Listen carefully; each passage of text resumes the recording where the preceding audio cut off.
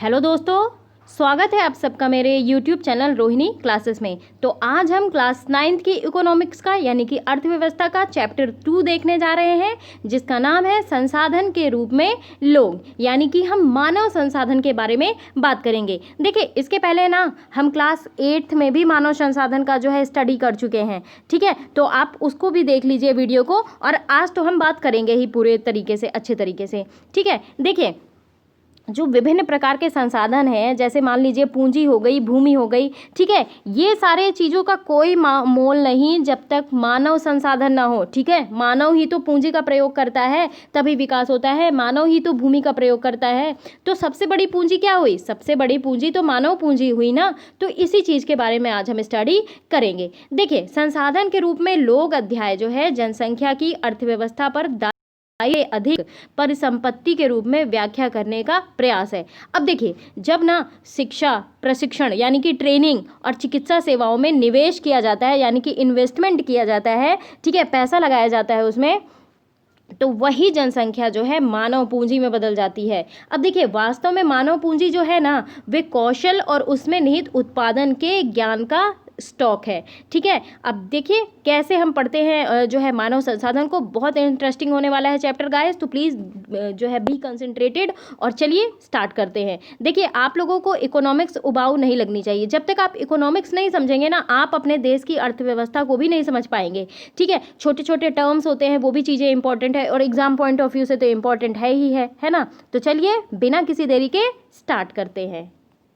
देखिए, अब हम परिचय में देखते हैं कि संसाधन के रूप में लोग, ठीक है, वर्तमान उत्पादन कौशल और क्षमताओं के संदर्भ में किसी देश में कार्यरत लोगों के का जो है वर्णन करने का तरीका है। अब देखिए, उत्पादक पहलू की दृष्टि से ना जनसंख्या पर विचार करना सकल राष्ट्रीय उत्पाद के सृजन में उनके योगदान की क्षमता पर बल देता है। अब देखिए, ये टर्म आया है सकल राष्ट्रीय उत्पाद, तो इसके बारे में बात कर लेते हैं। इसे कहा जाता है GNP, यानी कि ग्रॉस नेशनल प्रोडक्ट, ठीक है। तो ये जो है ना, देश के नागरिकों द्वारा प्रदान किए जाने वाले श्रम और संपत्ति, ध्यान रखेंगे, श्रम और संपत्ति द्वारा एक वर्ष में उत्पादित सभी वस्तुओं और सेवाओं का बाजार मूल्य है। क्या है ये? देश के नागरिक क्या करते हैं? इनके द्वारा प्रदान किए जाने वाला श्रम और संपत्ति द्वारा एक वर्ष में उत्पादित सभी वस्तुओं और सेवाओं का बाजार मूल्य है, ठीक है। अब ये जो है ना, सकल घरेलू उत्पाद के विपरीत है, ठीक है। सकल घरेलू उत्पाद के विपरीत, जैसे देखिए, सकल घरेलू उत्पाद क्या है?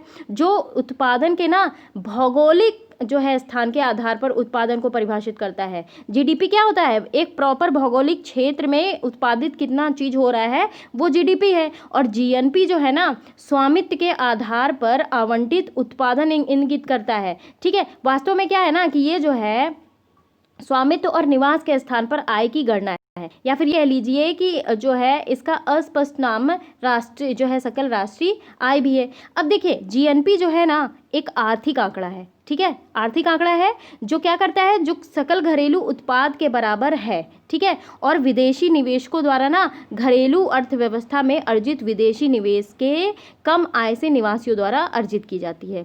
सीधे सीधे जो अक्षरों में अगर मैं आपको बताना चाहूँ तो क्या है ये?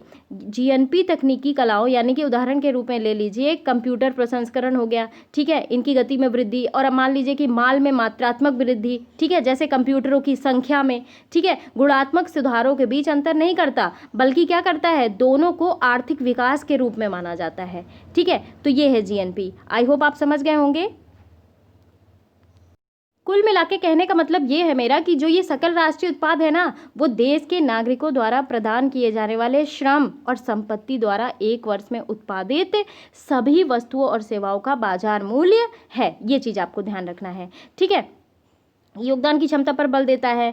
और दूसरे संसाधनों की भांति ही जनसंख्या भी एक संसाधन है, एक मानव संसाधन, ठीक है।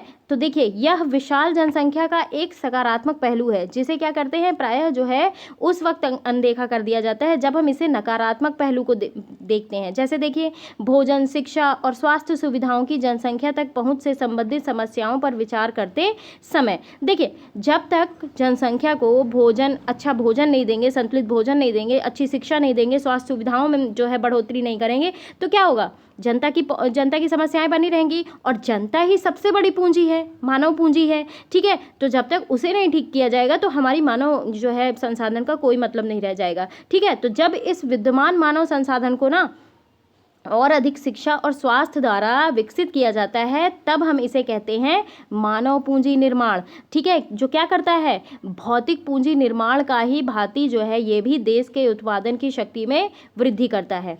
अब देखिए, मानव पूंजी में ना निवेश यानी कि इन्वेस्टमेंट, ठीक है। मानव पूंजी के किस में निवेश किया जाता है, देखिए शिक्षा, प्रशिक्षण, स्वास्थ्य सेवा, भौतिक पूंजी की ही तो भांति प्रतिफल प्रदान करता है, ठीक है। और अधिक शिक्षित और बेहतर प्रशिक्षित लोगों की जो है उच्च उत्पादकता के कारण होने वाली अधिक आय, और साथ ही समझ लीजिए कि अधिक स्वस्थ लोगों के उच्च उत्पादन जो है के बारे में प्रत्यक्षता देखा जाता है। अब देखिए, आप कंपैरेटिवली पढ़िए, ठीक है। आप मान लीजिए एक बहुत पढ़ा लिखा इंसान है, दूसरा बिल्कुल पढ़ा लिखा नहीं है, ठीक है, या फिर कह लीजिए कि 5वीं पास है, ठीक है। अब आप ये देख लीजिए कि इसकी सोचने की शक्ति, ठीक है, जो बहुत ज़्यादा पढ़ा लिखा है, और इसकी सोचने की शक्ति में ज़मीन आसमान का फ़र्क होगा, ठीक है।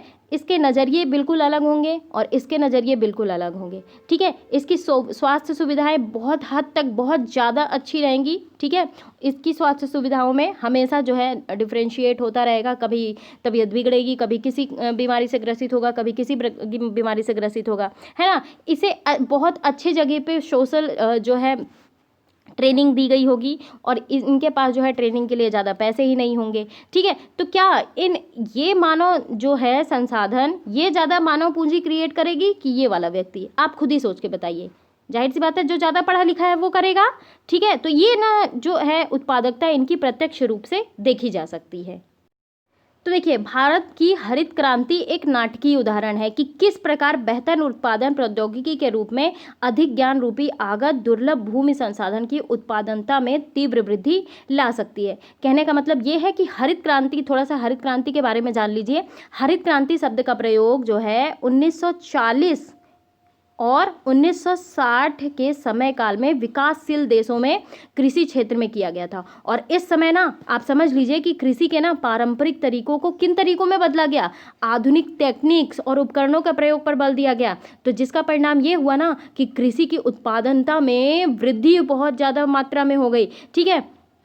कृषि क्षेत्र में निरंतर शोध के माध्यम से पारंपरिक कृषि तकनीक परिवर्तन करके आधारभूत परिवर्तन किए गए। अब आप ये देख लीजिए कि आपको मैं बता दूं, नॉर्मन ई बोरलॉग, इन्हें जो है हरित क्रांति का जनक कहा जाता है। उन्होंने ना द्वितीय विश्व युद्ध के बाद जो है विकास की ओर कदम बढ़ाते हुए जापान को कृषि तकनीक में परिवर्तन के माध्यम से ही उन्होंने पुनर्निर्माण की राह को खड़ा कर दिया था। अब देखिए, इसने ना जो है उन्होंने न केवल फसलों के लिए बल्कि नए और विकसित संसाधित बीजों के साथ ही नवीनतम तकनीक का भी इस्तेमाल किया, ठीक है। उर्वरकों का प्रयोग किया, सिंचाई के लिए आधुनिक उपकरण की व्यवस्था की है, कृत्रिम खाद, ठीक है, विकसित कीटनाशक, और बीज से लेके अंतिम उत्पाद तक विभिन्न नवीनतम उपकरण और मशीनी व्यवस्था हरित क्रांति का ही परिणाम है। तो जहाँ पे आप ये समझ लीजिए कि बिल्कुल ना के बराबर जो है कृषि उत्पादन था, तो इस हरित क्रांति ने ना वहाँ पे जो है उत्पादकता बहुत ज़्यादा मात्रा में बढ़ा दी। तो ये एक जीता जागता उदाहरण है। इसे जो है किसने किया? एक मानव संसाधन ने ही तो किया। तो ये एक बहुत आश्चर्यजनक उदाहरण है, ठीक है। और देखिए, भौतिक मशीनरी और प्लांट की अपेक्षा जो है मानव पूंजी के महत्व ने किस प्रकार उच्च स्थान प्राप्त कर लिया, आप देख ही पा रहे होंगे, है ना। हरित क्रांति इसका बहुत बड़ा जीता जागता उदाहरण है।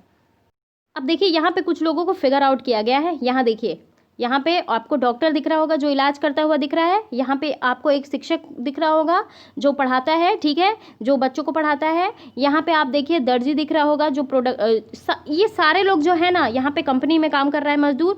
तो क्या है, ये मानव संसाधन ही तो है। एक मानव संसाधन के रूप में दूसरों का इलाज कर रहा है, दूसरों की शिक्षा दे रहा है, ठीक है, और जो है कपड़े सिल रहा है, और एक जो है कंपनी में काम कर रहा है। तो ये सब कौन कर रहा है? ये मानव संसाधन ही तो कर रहे हैं। तो ये चीज़ बताने का प्रयास किया जा रहा है। अब देखिए, उच्च आय से ना केवल अधिक शिक्षित और अधिक स्वस्थ लोगों को लाभ होता है, बल्कि इससे समाज को भी अप्रत्यक्ष तरीके से लाभ होता है। अब आप देख लीजिए, देखिए उच्च आय है, ठीक है, ज़्यादा शिक्षित लोग हैं। अब देखिए, जैसे टीचर्स को ले लीजिए या फिर आप डॉक्टर को ले लीजिए, क्या होता है? ये अधिक शिक्षित है, अधिक स्वस्थ लोग हैं तो ये जो है जिस फील्ड में काम कर रहे हैं तो क्या है, ये स्वास्थ्य सुविधाएं भी अच्छी कर रहे हैं, तो इससे इनडायरेक्ट वे में समाज को ही फायदा हो रहा है। ठीक है, समाज और विकसित बनाने में आप देख लीजिए कि इंडस्ट्रीज में जो भी काम करते हैं वो शिक्षित होते हैं, तो क्या हो रहा है, हमारे देश में इंडस्ट्रियलाइजेशन बढ़ रहा है। तो इससे क्या हो रहा है, अप्रत्यक्ष तरीके से, यानी कि जो दिखाई तो नहीं दे रहा है लेकिन हमारे समाज को भी ये लाभ पहुंचा रहा है। क्यों? क्योंकि अधिक शिक्षित या फिर कह लीजिए कि अधिक स्वस्थ जो है जनसंख्या का लाभ उन लोगों तक भी पहुंचता है जो स्वयं प्रत्यक्ष रूप से उतने शिक्षित नहीं है, या फिर ये कह लीजिए कि उतनी स्वास्थ्य सुविधाएं उन्हें प्रदान नहीं की गई है। अब देखिए, वास्तव में ना मानव पूंजी एक तरीके से अन्य संसाधनों जैसे कि भूमि और भौतिक पूंजी से श्रेष्ठ है। क्यों? क्योंकि मानव संसाधन ही तो भूमि और पूंजी का उपयोग कर सकता है ना। अब देखिए कि पूंजी तो है, ठीक है, लेकिन उसको कहाँ किस प्रकार इन्वेस्ट करना है, कहाँ लगाना है कि उत्पादन क्षमता ज़्यादा रहेगी, ठीक है, ये सब प्रयोग कौन करता है? मानव ही तो करता है। भूमि तो रखी रखाई है, लेकिन भूमि पे जमीन पे आप देखिए कृषि करना, ठीक है, जमीन पे इंडस्ट्री क्रिएट करना, ये कौन करता है? ये मानव करता है। तो इसलिए मानव संसाधन ही सर्वश्रेष्ठ संसाधन है। ठीक है, ये चीज़ आप समझने का प्रयास करिए। अब देखिए, अनेक दशकों से ना भारत में विशाल जनसंख्या को एक परिसंपत्ति की अपेक्षा एक दायित्व माना जा रहा है। ठीक है, जो कि मेरे हिसाब से गलत है। हमेशा ये जो मानव जनसंख्या है ना, इनको हमेशा पूंजी समझना चाहिए। अगर आप इन्हें पूंजी समझेंगे ना, इनके विकास के लिए कार्य करेंगे, तो देश जो है ऑटोमेटिकली देश विकसित हो जाएगा। देखिए, बताया भी जा रहा है, लेकिन ये आवश्यक नहीं है कि एक विशाल जनसंख्या देश के लिए दायित्व हो। मानव पूंजी में निवेश द्वारा इसे एक उत्पादक परिसंपत्ति में बदला जा सकता है। अब देखिए, उदाहरण के लिए कि सबके लिए शिक्षा और स्वास्थ्य, ठीक है, आधुनिक प्रौद्योगिकी के प्रयोग में औद्योगिक और कृषि श्रमिकों के प्रशिक्षण, उपयोगी वैज्ञानिक अनुसंधान आदि पर जो है संसाधन में व्यय द्वारा। अब देखिए, दो उदाहरणों द्वारा हम समझने का प्रयास करेंगे ना कि लोग अधिक उत्पादन संसाधन बनने का प्रयास करते हैं। सबसे पहले हम देख लेते हैं शकल की कहानी। किसकी कहानी? शकल की कहानी। ठीक है, दो मित्र विलास और शकल एक ही गांव सेमापुर में रहते हैं। दोनों को कंपैरेटिवली पढ़ेंगे हम, पहले शकल के बारे में जान लेते हैं। ठीक है, तो शकल और ये जो है विलास एक ही गांव में सेमापुर में रहते हैं। शकल की आयु 12 वर्ष थी। ठीक है, उसकी माँ शीला घर का कामकाज देखती थी, उसके पिता बूटा चौधरी खेत में काम करते थे। शकल घर के कामकाज में अपनी माँ की मदद करता था। वह अपने छोटे भाई जीतू और बहन सीतू की भी देखभाल करता था। उसके चाचा श्याम ने मैट्रिक की परीक्षा पास की थी, लेकिन वह घर में बेकार बैठा था। क्यों? क्योंकि उसे कोई नौकरी नहीं मिली थी। बूटा और शीला चाहते थे कि उनका बेटा शकल पढ़े लिखे, और वे उस पर गांव के स्कूल में नाम लिखाने के लिए जोर देते थे, जिससे उसने शीघ्र ही प्रवेश पा लिया और उसने पढ़ना शुरू किया और उच्चतर माध्यमिक की परीक्षा पास कर ली। उसके पिता ने उसे अपनी पढ़ाई जारी रखने के लिए राजी कर लिया और उन्होंने शकल के लिए कंप्यूटर के व्यावसायिक कोर्स में अध्ययन के लिए कर्ज लिया। ठीक है, देखिए कैसे कैसे मामला बढ़ता जा रहा है। मैं अभी आपको इसका पूरा ब्यौरा बताऊंगी। शकल प्रतिभाशाली था, ठीक है, और आरंभ से ही पढ़ाई में उसकी रुचि थी। उसने बड़े लगन और उत्साह के साथ कोर्स पूरा किया और कुछ समय के पश्चात उसे एक प्राइवेट फर्म में नौकरी मिल गई। उसने एक नए प्रकार के सॉफ्टवेयर को डिज़ाइन भी किया और इस सॉफ्टवेयर से फर्म को अपनी बिक्री बढ़ाने में सहायता मिली और उसे बॉस ने उसकी सेवाओं से प्रसन्न होकर उसे पदोन्नति दी। अब देखिए क्या हुआ, माँ बाप तो पढ़े लिखे नहीं थे, लेकिन अपने बच्चे को पढ़ाएं, कर्ज लेके ही पढ़ाएं, और बच्चे ने आज देखिए शिक्षा उसे प्रदान हुई, बहुत अच्छी शिक्षा प्रदान हुई। तो क्या किया उसने खुद ब खुद अपना विकास कर लिया, क्योंकि वो प्रतिभाशाली था। अब आइए दूसरे के बारे में बात करते हैं। थोड़ा सा शकल के बारे में हमने देख लिया, अब हम थोड़ा सा बात कर लेते हैं विलास के बारे में, तभी तो हम कंपैरिजन कर सकेंगे ना। तो देखिए, विलास जो है वो 11 वर्ष का एक लड़का था। वह शकल के गांव में ही रहता था। ठीक है, विलास के पिता महेश एक मछुआरे थे। विलास जब केवल 2 वर्ष का था तो उसके पिता की मृत्यु हो गई थी। देख पा रहे होंगे, कहानी ध्यान से सुनिएगा। ठीक है, और उसकी माँ गीता ने मछलियाँ बेचकर अपने परिवार को पाला पोसा। वह जमींदार के तालाब से मछलियाँ खरीदती और निकट की मंडी में बेचती थी।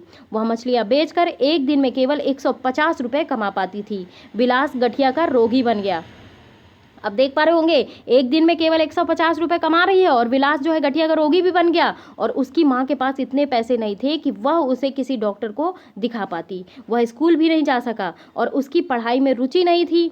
रुचि भी नहीं थी। यहाँ देख लो, वो शकल की रुचि थी बहुत ज़्यादा पढ़ाई में करने में, है ना, और यहाँ पे उसकी रुचि नहीं है। वह खाना पकाने में अपनी माँ की मदद करता और अपने छोटे भाई बहन की भी देखभाल करता जैसे शकल करता था। ठीक है, कुछ समय पश्चात उसकी माँ बीमार पड़ गई और उनकी देखभाल करने वाला कोई नहीं था। परिवार में उनकी सहायता करने वाला भी कोई नहीं था। विलास भी उसी गाँव में मछलियाँ बेचने के लिए बाध्य हुआ। अपनी माँ की तरह वह भी कम ही कमा पाता था। देखिए दोनों में कैसा डिफ्रेंशिएशन हुआ। एक माँ बाप जो पढ़े लिखे नहीं थे, वो अपने बच्चे को पढ़ाए, कंप्यूटर कोर्स करवाए, वो प्रतिभाशाली था, ठीक है, उसके अंदर पढ़ने की ललक थी, तो उसने अपना विकास खुद ब खुद कर लिया। उसको अच्छी शिक्षा दे दी गई, स्वास्थ्य दे दिया गया, तो उसने जो है अपना विकास खुद ब खुद कर लिया। ठीक है, इससे जो है देश को भी फायदा होता है। ठीक है, नया सॉफ्टवेयर डेवलप हुआ तो वो किसके काम आएगा, वो देश के ही तो काम आएगा। और यहाँ पे देखिए, यहाँ पे जो है विलास को पढ़ने का भी मन नहीं करता था, माँ की इनकम भी कम थी, तो वो जो है वो भी मछलियाँ बेचने के लिए बाध्य हो गया। ठीक है, अभी देखिए हमने दो कहानी देखी शकल और विलास की। इससे आप क्या अंतर पाते हैं? देखिए क्या है ना, आप ये समझ लीजिए कि हमें इससे बहुत सारी चीज़ की सीख मिलती है। सबसे पहली चीज़ कि मानव पूंजी का निर्माण में शिक्षा की महत्वपूर्ण भूमिका है। ठीक है, जैसे कि आप सभी को मैंने बताया कि शकल जो है शिक्षित हुआ, उसने बहुत ज़्यादा कार्य किया, सॉफ्टवेयर भी एक डेवलप किया। ठीक है, तो क्या वो ऑटोमेटिकली जो है विकास हो गया उसका। और वहीं विलास देखिए बाध्य हो गया मछली बेचने, क्योंकि उसका पढ़ने का भी मन नहीं करता था, प्लस इनकम भी कम थी। ठीक है, दूसरी चीज़, मानव पूंजी निर्माण में ना शिक्षा जो है कोई महत्वपूर्ण भूमिका नहीं निभाती। ठीक है, और तीसरी चीज़ ये बिल्कुल गलत है, मानव पूंजी निर्माण में शिक्षा तो सबसे ज़्यादा महत्वपूर्ण भूमिका निभाती है ना, ये चीज़ है। ठीक है, अब देखिए दोनों व्यक्तियों के बारे में हमने अध्ययन किया और ये पाया कि शकल स्कूल जाता था जबकि विलास स्कूल नहीं गया। ठीक है, शकल शारीरिक रूप से हष्ट-पुष्ट और स्वस्थ भी था। ठीक है, उसे बार बार डॉक्टर के पास जाने की आवश्यकता नहीं थी। लेकिन विलास आप देखिए गठिया का रोगी था। ठीक है, उसके यहाँ डॉक्टर के पास जाने के भी साधन नहीं थे। और शकल ने कंप्यूटर में डिग्री प्राप्त की, शकल को एक प्राइवेट फर्म में नौकरी मिल गई और विलास वही काम करता था रहा जो उसकी माँ करती थी। ठीक है, अपनी माँ की ही तरह परिवार को पालने पोसने के लिए उसकी आय बहुत कम थी। ठीक है, शकल के मामले में कई वर्षों की शिक्षा ने उसके श्रम और की गुणवत्ता जो है और बढ़ाई। ठीक है, उसके जो है ना, उसकी जो है कुल उत्पादन में वृद्धि हुई और कुल उत्पादकता देश की समृद्धि में भी योगदान देती है। ध्यान रखेंगे, बहुत इंपॉर्टेंट पॉइंट, कि कुल उत्पादकता देश की समृद्धि में भी ध्यान देती है, योगदान देती है। ठीक है, और इसके बदले में ना व्यक्ति को वेतन के रूप में या फिर ये कह लीजिए उसके पसंद किसी दूसरे के रूप में जो है प्रतिफल उसे मिलता है। अब देखिए विलास को उसके जीवन के आरंभिक भाग में कोई शिक्षा या स्वास्थ्य सेवा नहीं मिल सकी, है ना, क्योंकि माँ जो है 2 वक्त की रोटी ही नसीब कर ले, वही बहुत बड़ी बात है। ठीक है, वह अपनी माँ की भांति ही मछलियाँ बेचकर अपना जीवन यापन करता और इसलिए वह अपनी माँ की ही तरह अकुशल श्रमिक वेतन पाता। मानव संसाधन में यानी कि शिक्षा और चिकित्सा सेवा द्वारा निवेश से भविष्य में उच्च प्रतिफल प्राप्त हो सकते हैं। अब देखिए जब आप देखें जीवन में ना विकास के लिए 2 चीज़ें इंपॉर्टेंट है, बाकी सारी चीज़ें जो है ऑटोमेटिकली आपके पास आ जाएंगी। आप शिक्षित रहिए, आप जो है स्वस्थ रहिए। ठीक है, शिक्षित होंगे तो जो है लक्ष्मी जी, कहा जाता है ना कि आप सरस्वती पा लीजिए, लक्ष्मी जी खुद ब खुद आ जाएंगी आपके पास। तो ये चीज़ बिल्कुल 100% सत्य है। ठीक है, आप शिक्षित रहिए और आपका जो है स्वास्थ्य सही रहे तो सारी जो है और अलग अलग पूंजियाँ हैं ना वो आपके पास अपने आप प्रतिफल के रूप में आ जाएंगी। तो लोगों में यह निवेश जो है ना भूमि और पूंजी में निवेश की ही तरह है।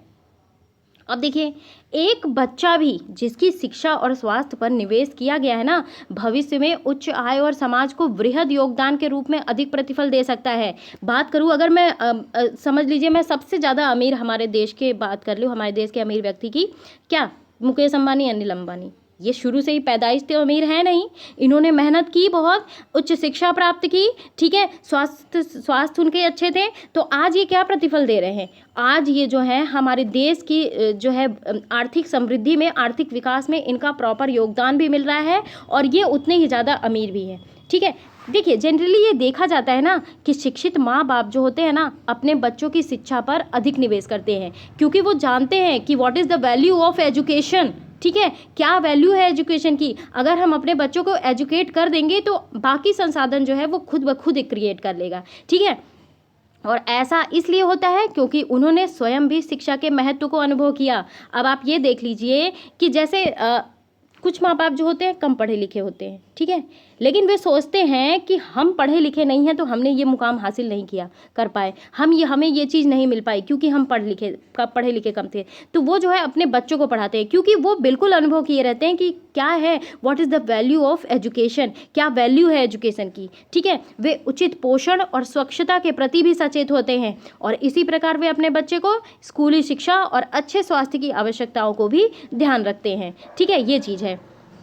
और इस तरह ना इस मामले में एक अच्छा चक्र बन जाता है। अब इसके विपरीत स्वयं भी अशिक्षित और अस्वस्थता या फिर कह दीजिए कि सुविधा वंचित स्थिति में रहने वाले माँ बाप एक दुष्चक्र सृजित कर लेते हैं, ठीक है, अपने बच्चे को अपनी ही तरह सुविधाओं से वंचित की स्थिति में रखते हैं। अब देखिए, मान लीजिए मैं आपको बताऊं, जो व्यक्ति अशिक्षित है, अस्वच्छता के वातावरण में रह रहा है, ठीक है, स्वास्थ्य सुविधाएं भी उसकी अच्छी नहीं हैं, 2 वक्त की रोटी भी नहीं नसीब कर पा रहा है, तो क्या है, वो एक दुष्चक्र में सृजित कर लेगा और अपने बच्चे को भी उसी, जाहिर सी बात है, बच्चा कहाँ जाएगा, बच्चा भी तो उसी दुष्चक्र में पलेगा बढ़ेगा, तो वो जो है शिक्षा से, स्वास्थ्य सुविधाओं से जो है वंचित रहेगा, है ना, ये चीज़ है।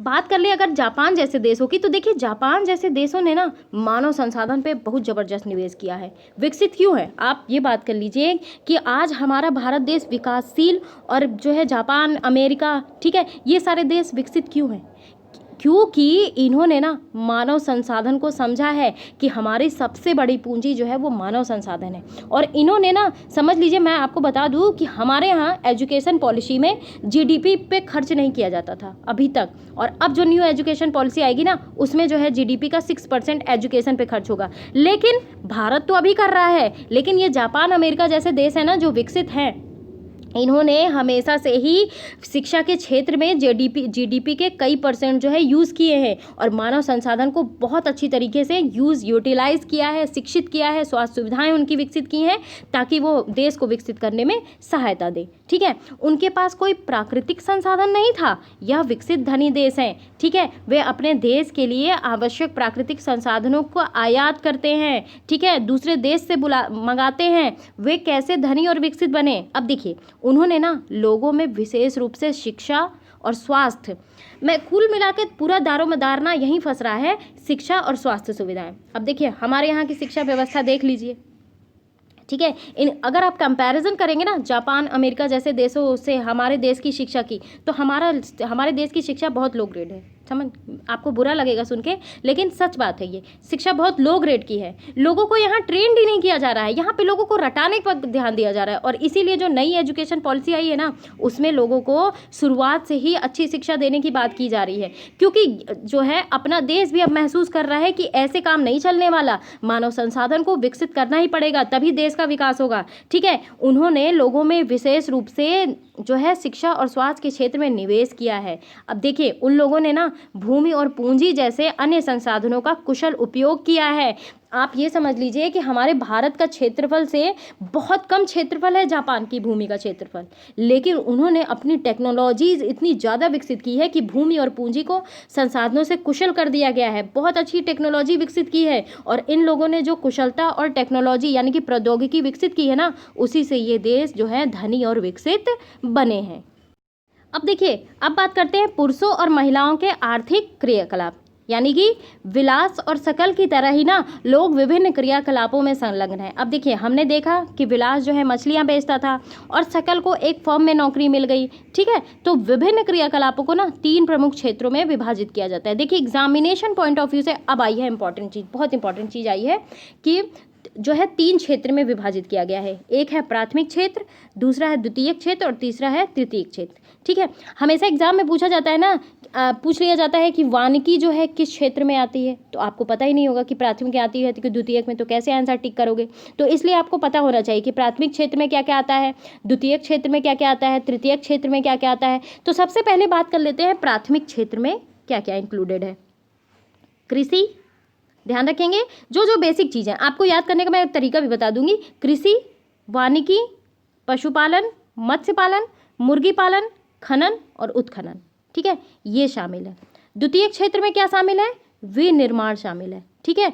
द्वितीयक क्षेत्र में विनिर्माण शामिल है और तृतीयक क्षेत्र में इसका भी डेवलप रूप व्यापार, परिवहन, संचार, बैंकिंग, बीमा, शिक्षा, स्वास्थ्य, पर्यटन सेवाएं, ये सारी चीज़ें शामिल है। तो सबसे पहले आप देख लीजिए कि प्राचीन काल से ही कृषि वगैरह पशुपालन वगैरह हो रहा है, तो सबसे पहले इसको डाल दिया क्योंकि ये बेसिक चीज़ है ना, कृषि, वानिकी, पशुपालन, मत्स्य पालन। और इसके बाद जो है आप ये देख लीजिए कि जैसे कृषि होगी, वानिकी होगी, ठीक है, पशुपालन होगा, इसके बाद ही तो विनिर्माण की प्रक्रिया होगी, ठीक है, इसके पश्चात ही तो व्यापार होगा। तो ये ऐसे इस तरह आप याद कर सकते हैं कि प्राथमिक क्षेत्र में कृषि, वानिकी, पशुपालन, मत्स्य पालन, मुर्गी पालन, खनन और उत्खनन आते हैं, द्वितीयक क्षेत्र में विनिर्माण आते हैं और तृतीयक क्षेत्र में व्यापार, परिवहन, संचार, बैंकिंग, बीमा, शिक्षा, स्वास्थ्य, पर्यटन सेवाएं इत्यादि ये सारी चीज़ें शामिल किए जाते हैं। आई होप आपको अच्छी तरीके से याद हो गया होगा, और अगर नहीं याद हो गया होगा तो 2-3 बार इसको सुनिए क्योंकि ये एग्जाम में पूछा जाता है। आप प्रीवियस ईयर के क्वेश्चन पेपर उठा के देख लीजिए, चाहे पीसीएस को, चाहे एसएससी के हो, चाहे जो है टीजीटी, पीजीटी, किसी भी चीज़ के एग्जाम हो, आपसे इन क्षेत्र के क्वेश्चन पूछे जाते हैं। आपको अगर सही बात ना लगती हो तो आप प्रीवियस ईयर के क्वेश्चन उठा के देख लीजिए, ठीक है। तो चलिए आगे बढ़ते हैं। देखिए इस क्षेत्र में ना क्रियाकलाप के फलस्वरूप वस्तुओं और सेवाओं का उत्पादन होता है, ठीक है। जाहिर सी बात है जब ये सारे क्षेत्र विकसित किए गए हैं इसीलिए ताकि वस्तुओं और सेवाओं का उत्पादन हो, और ये क्रियाकलाप राष्ट्रीय आय में मूल्यवर्धन करते हैं, यानी कि जो नेशनल इनकम होती है उनके मूल्य में वृद्धि करती है। और ये क्रियाएं ना आर्थिक क्रियाएं कहलाती हैं। क्या कहलाती हैं? आर्थिक क्रियाएं कहलाती हैं। तो आर्थिक क्रियाओं के भी 2 भाग हैं, ठीक है। सबसे पहला भाग है बाजार क्रियाएं और दूसरा है गैर बाजार क्रियाएं। अब देखिए बाजार क्रियाओं में क्या होता है, बाजार क्रियाओं में वेतन या फिर कह लीजिए कि लाभ के उद्देश्य से की गई क्रियाओं के लिए पारिश्रमिक का भुगतान किया जाता है। इसमें जैसे देखिए सरकारी सेवाओं सहित वस्तुओं और सेवाओं के उत्पादन भी शामिल है। गैर बाजार में क्या है कि लोग जो है ना उत्पादन करते हैं स्वभोग के लिए, मतलब कि आपको मैंने जो है प्रीवियस वीडियो में पढ़ाया था कि किसान, जो बड़े किसान होते हैं, वे अपने खाने का जो है कृषि उत्पाद निकाल के बाकी बाजार में बेच देते हैं थे। तो यही है गैर बाजार क्रिया, ये है स्व उपभोग के लिए, यानी कि अपने उपभोग के लिए उत्पादन, ठीक है, गैर बाजार क्रिया में आती है ये, ठीक है। और इनमें ना प्राथमिक उत्पादों का उपभोग और प्रसंस्करण तथा अचल संपत्तियों का स्वलेखा उत्पादन आता है। अचल संपत्ति क्या हो गई? भूमि हो गई। हमारे पास इतने बीघा भूमि है, ठीक है, इतने हेक्टेयर भूमि है, तो ये क्या है? ये अचल संपत्ति ही तो है, ठीक है। अब देखिए ऐतिहासिक और सांस्कृतिक कारणों से ना परिवार में महिलाओं और पुरुषों के बीच श्रम का विभाजन होता है। अब आप देख लीजिए आमतौर पर महिलाएं आपको घर में काम काज करती हुई दिखाई देती होंगी और पुरुष जो है खेत में काम करते हैं। तो सकल की माँ शीला खाना पकाती है और बर्तन साफ करती है, कपड़े धोती है, घर की सफाई करती है और अपने बच्चों की देखभाल करती है। और सकल के जो है पिताजी बूटा जो है वो खेती में काम करते हैं, ठीक है, उपज को बाजार में बेचते हैं और परिवार के लिए धन कमाते हैं। तो शीला के परिवार के पालन पोषण के लिए जो सेवाएं प्रदान करती हैं उसके लिए उसे कोई भुगतान नहीं किया जाता। अब देखिए वे घर में रह के, ठीक है, बर्तन धोती हैं, साफ सफाई करती हैं, सबके लिए खाना पकाती हैं, लेकिन उनके लिए कोई भुगतान नहीं किया जाता है उनका, ठीक है। उनके काम को अनुत्पादक माना जाता है, ठीक है, कुल मिला के बात ये है। और बूटा जो है वो धन कमाता है जिसे वह परिवार के पालन पोषण पर खर्च करता है। तो परिवार के लिए दी गई सेवाओं के बदले महिलाओं को भुगतान नहीं दिया जाता और उनकी सेवाओं को राष्ट्रीय आय में नहीं जोड़ा जाता। विलास की माँ को देख लेते हैं, इसके जस्ट विपरीत, ठीक है। विलास की माँ गीता मछली बेचकर आय कमाती है और इस तरह महिलाओं को उनकी सेवाओं के लिए तब भुगतान किया जाता है जब वे श्रम बाजार में प्रवेश करती हैं, यानी कि घरेलू काम उनके लिए, घरेलू काम जो है वो आय का जरिया नहीं है। जब वे श्रम बाजार में प्रवेश करती हैं ना तब उनका मूल्यांकन किया जाता है और जो है पुरुष सहयोगी की तरह उनकी आय और उनकी शिक्षा और कौशल के आधार पर निर्धारित की जाती है, ठीक है। जितनी उनकी शिक्षा रहेगी, जितना उनका कौशल रहेगा, उस हिसाब से उन्हें जो है उन्हें भी पूंजी पुरुषों के समान ही दी जाती है। तो शिक्षा जो है ना व्यक्ति के उपलब्ध आर्थिक अवसरों के बेहतर उपयोग में सहायता करती है। ध्यान रखेंगे क्या करती है शिक्षा? शिक्षा जो है अगर उपलब्ध आर्थिक अवसर, अब आप देख लीजिए कि बहुत सारी वैकेंसीज आती हैं, एलिजिबिलिटी अलग अलग होती है, तो जो व्यक्ति जिस हिसाब से एलिजिबल है वो फॉर्म भरता है, बेहतर उपयोग करता है, एग्जामिनेशन निकालता है और उस हिसाब से सैलरी डिसाइड होती है, ठीक है। तो शिक्षा और कौशल बाजार में ना किसी व्यक्ति की आय के प्रमुख निर्धारक हैं। ध्यान रखेंगे ये जो शिक्षा है और कौशल बाजार है किसी भी व्यक्ति की आय का प्रमुख निर्धारक है, ठीक है। अब देखिए, अधिकांश महिलाओं के पास ना बहुत कम शिक्षा और निम्न कौशल स्तर है। ज़्यादातर महिलाएं, अब आप अपने देश की ही बात कर लीजिए कि हमारे देश में महिलाओं की साक्षरता दर पुरुषों की अपेक्षा बहुत कम है। ठीक है, तो पुरुषों की अपेक्षा महिलाओं को ना कम पारिश्रमिक दिया जाता है। ठीक है, उनके परिश्रम तो वो दोनों ही इतना करते हैं, लेकिन पुरुषों की अपेक्षा उन्हें पारिश्रमिक कम दिया जाता है। तो अधिकतर महिलाएं ना वहाँ काम करती हैं जहाँ नौकरी की सुरक्षा नहीं होती, या फिर ये कह लीजिए कि कानूनी सुरक्षा का अभाव है। तो अनियमित रोजगार और निम्न आय इस क्षेत्र की विशेषताएं हैं। तो देखिए, इस क्षेत्र में ना प्रसूति अवकाश यानी कि मैटरनिटी लीव, ध्यान रखेंगे, जो माएँ बच्चा जो है जनती हैं, तो उनके लिए प्रसूति अवकाश, शिशु की देखभाल और अन्य सामाजिक सुरक्षा तंत्र जैसे सुविधाएं उपलब्ध नहीं होती, जिसका मतलब ये है कि उच्च शिक्षा और उच्च कौशल वाली महिलाओं को पुरुष के बराबर वेतन मिलता है। ठीक है, और संगठित क्षेत्र में भी ना शिक्षण और चिकित्सा उन्हें सबसे अधिक आकर्षित करते हैं। देखिए, कुछ महिलाओं ने सामान्य नौकरियों के अलावा प्रशासनिक और अन्य सेवाओं में भी प्रयास किया है। आप देखिए कि आज जो है IAS PCS ऑफिसर महिलाएं भी बन रही हैं, बहुत सारे प्रशासनिक सेवाओं में जो है महिलाएं भी आई हैं, तो जिनसे जो है वैज्ञानिक और प्रौद्योगिकी सेवाओं में उच्च स्तर की आवश्यकता पड़ती है। ठीक है, अपनी बहन या फिर साथ पढ़ रही किसी सहपाठी से पूछें कि वह क्या बनना चाहती हैं, तो जाहिर सी बात है कि मैं स्वयं एक महिला हूँ, मैं खुद एक पेशे से एक टीचर हूँ, तो मैं ये चाहूँगी कि महिलाएं भी जो हैं, क्योंकि आप ये देख लीजिए कि हमारे देश में मानव संसाधन में अगर 50% पुरुष हैं, 50% महिलाएं हैं, तो दोनों की ही तो सहभागिता होगी, तभी तो देश विकसित होगा। आप ये नहीं कह सकते हैं कि अगर जो है पुरुष जो है पढ़ रहा है, पुरुष का विकास हो रहा है, महिलाओं का विकास नहीं हो रहा है, क्योंकि जब तक एक महिला विकास नहीं करेगी, महिलाओं का विकास जब तक नहीं होगा, वो देश विकसित नहीं हो सकता है। ठीक है, ये बात आप मान के चलिए। तो इसलिए महिलाओं को भी जो है समान अधिकार, समान रूप से शिक्षा, समान रूप से रोजगार के अवसर, समान रूप से श्रमिक जो है सेवा, ये सारी चीज़ें मिलनी चाहिए। ठीक है, तो ये चीज़ है। तो चलिए यही समाप्त करती हूँ अपना वीडियो, क्योंकि वीडियो बहुत ज़्यादा लंबा मैं नहीं बनाती हूँ, क्योंकि इससे बच्चों का इंटरेस्ट खत्म हो जाता है। ठीक है, तो अगले वीडियो में हम देखेंगे जनसंख्या की गुणवत्ता। तो गाइस, अगर आपको चैनल अच्छा लगता हो तो चैनल को सब्सक्राइब कर लीजिए, वीडियोस को लाइक कर दीजिए और जो है शेयर भी कर दिया करिए। और आपके कमेंट मेरे जो है मैं हमेशा एक्सपेक्ट करती हूँ, और का कमेंट आप ज़रूर कर दिया करो, क्योंकि वो मेरा दिन बना देता है। ठीक है, तो चलिए, थैंक यू वेरी मच।